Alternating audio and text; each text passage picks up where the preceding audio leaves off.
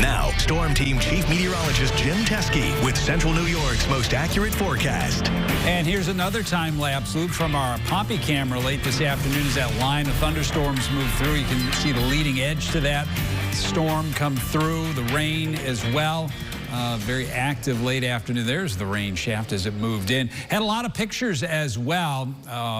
Thank you to all the weather watchers and viewers that sent them in. Couldn't show them all on the air, but boy, I had to show this. This is from Josh Young in Granby.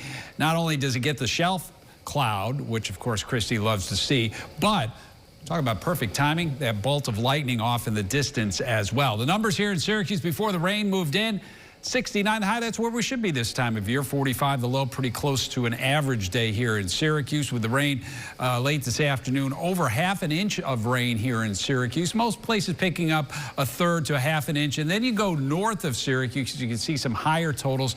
More than an inch of rain in Redfield, almost an inch and a half. That in Oswego. And you can see the temperatures change quite dramatically from temperatures in the 60s to the 50s once that front came through at about 5 o'clock this evening. Now we're down to 47 here in Syracuse. Most areas will settle in the low to mid 40s late tonight. Cold front caused the thunderstorms late this afternoon off to our east, and then the cold air came in. But boy, a lot of low-level moisture, a lot of low clouds back into the Great Lakes.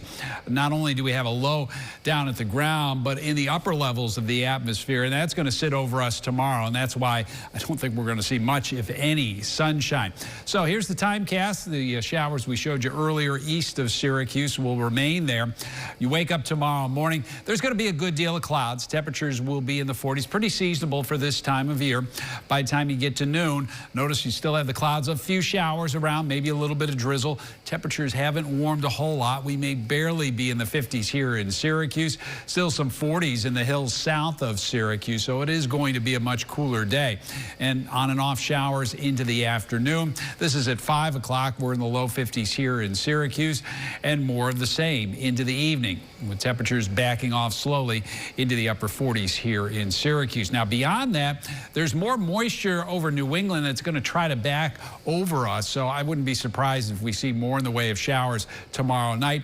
And initially, to start the day on Friday, still a lot of clouds here at this point. By the time you get into the midday and especially early afternoon, the clouds starting to give way. A much nicer end of the day here in central New York as high pressure builds in. Got a warm front back to our west.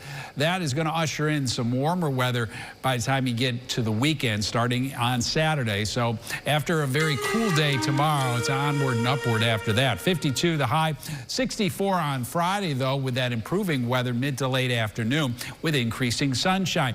Over the weekend, really the big story is that temperatures will be in the 70s. You see some showers there. Boy, maybe a couple near sunset on Saturday. A better chance overnight, and they're moving out early on Sunday, so much of the weekend technically will be dry. Much warmer over the early part of next week. 80s with scattered showers and storms Monday and Tuesday. Download the WSYR Plus app on your TV to stream News Channel 9 for free. Just go to your smart TV, search WSYR Plus in the App Store, and download to start streaming today.